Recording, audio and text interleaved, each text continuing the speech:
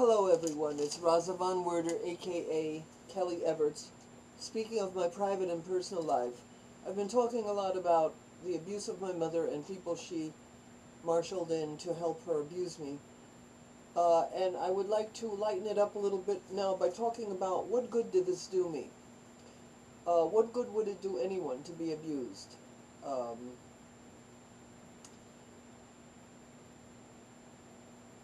Well, the answer that I got when I questioned God many, many times over the years of my life, the abuse was always a puzzle to me. Why God allowed it? I mean, I have a loving God. I have guardian angels. By the way, I have 3 guardian angels. I have seen them. I've seen them as orbs of light. But I'll do a thing on that later.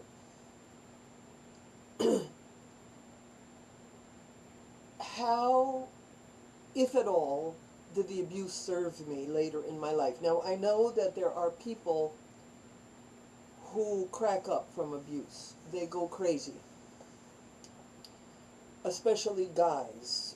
I've seen documentaries on men, boys, who killed their parents.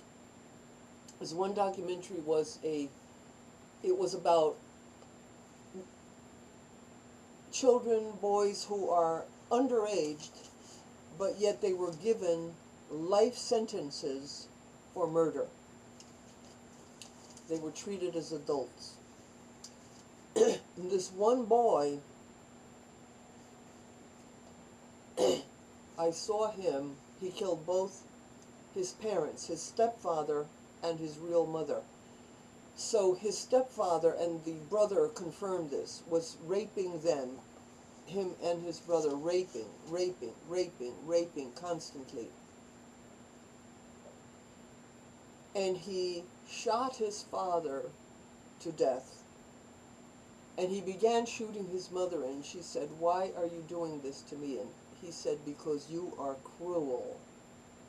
And later in the documentary he explained that after the father would abuse him, which the mother knew all about, she knew everything about it, she would berate him and razz him and say, "You're no good, you deserve what he did to you, you deserve what he did to you, you're no good, you're no good, you're worthless." And she would call him names and call him names and you know. So he said that that hurt even worse than the father raping him.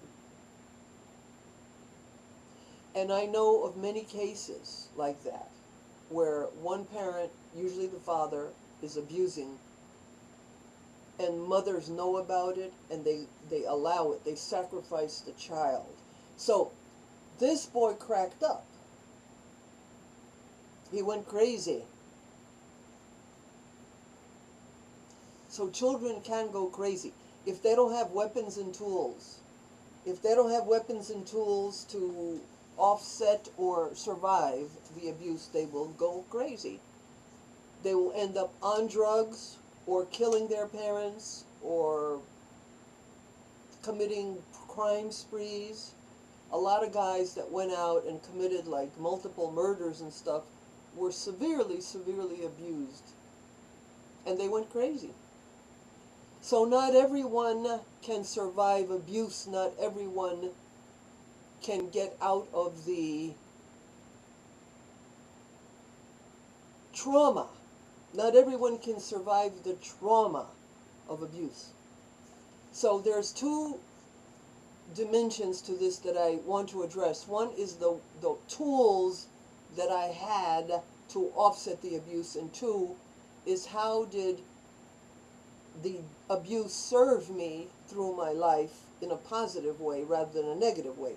Well, let me do the second first.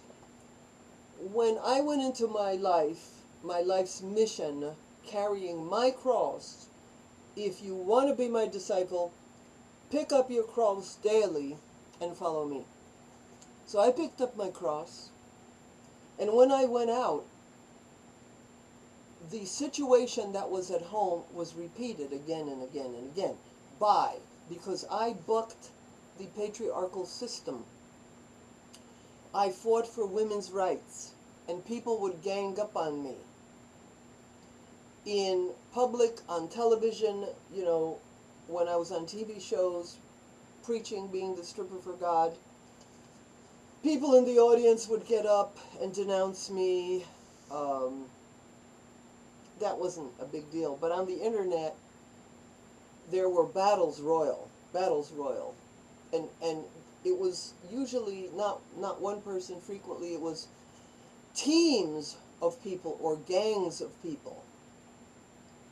So I had already been attacked by a gang of people that my mother marshaled in.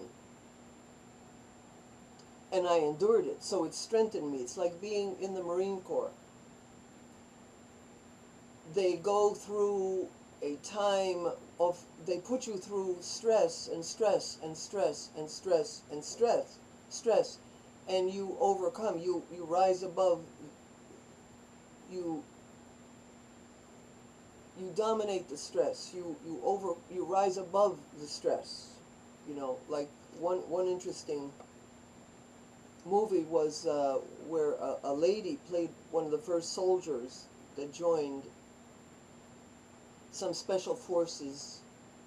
A famous movie star, I can't think of her name offhand, famous, but she's famous, very famous movie star. And where in one scene she shaved her head to fit in with the guys. And one of the things they did was physically beat her up. It beat her to a pulp, to toughen her up. And she had to endure it, and she had to say, oh, is that a big deal? You think you're a big shot now doing that? Blah, blah, blah. And so being beaten, being hurt, being disempowered, attempting to disempower you, attempting. It's like a boxer. You have to learn to fight. You learn to box. You learn the moves. You practice the moves every day. You hit a punching bag. And then you get in a ring with the partner and you practice. You spar. I had a boxer boyfriend who taught me to spar. And we used to spar. And I loved it. We wore gloves and everything. I loved it. I love wrestling. I used to wrestle with my brother. I used to wrestle with my first husband all the time. I used to have a youth center where we used to do a lot of wrestling. Me and the guys wrestled. I enjoyed it. It was fun. It was a lot of fun. And training, you know, people hit you. You learn to get tough. You learn to be strong. As long as you don't crack up. And some people crack up. But the reason I didn't crack up is because I had tools. And I have to give credit to even my mother and including my father for sending me to catechism, for taking me to church every Sunday. So here's like Jesus. Did Jesus crack up? Did the saints crack up? No, because they had tools. They had faith. Did the martyrs crack up? They had faith. You have to have faith in the good. So when they say or do something to make you feel like nothing, you remember, who am I? Who made me? God made me. What did God make me for? To know, love, and serve. They say him, but I say her. To know, love, and serve her, and to be happy with her in eternity. So what is the purpose of life? To know, love, and serve God, and be happy with God in eternity. There is an eternity. You look at Jesus, and you follow his example. He was persecuted unjustly, so I was persecuted unjustly. So I came closer to Jesus. I was reviled and called names, called weird, and other silly names that they just labeled me as.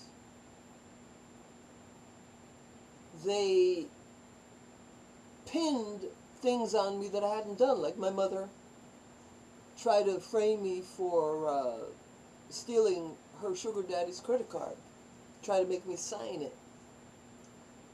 I didn't do it, but then they framed me. My brother went back home and said things like that I went in the boys' bathroom in the high school, which was a lie. And they passed that around.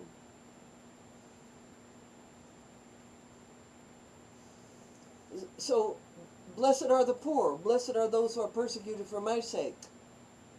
Jesus came to earth to teach poverty. What kind of poverty? Every kind of poverty.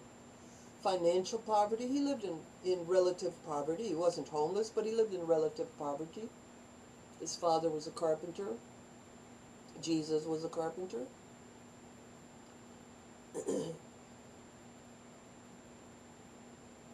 Holy Mary sewed clothes. She was a seamstress. They were not real wealthy. They were not even, probably, maybe they were average. I don't know. So, and his tortures covered the whole gamut of everything. Mental torture, emotional torture. You know, when he was ministering, the Pharisees and Sadducees were always trying to set him up. So it's unfair and unjust. But Jesus knew the truth. He knew he was the Son of God. I knew I was the daughter of God. Not as to the degree that he did. You know, as a child, I didn't know any of that stuff. Today I do. Today, when I am persecuted, I know all the answers. To be continued.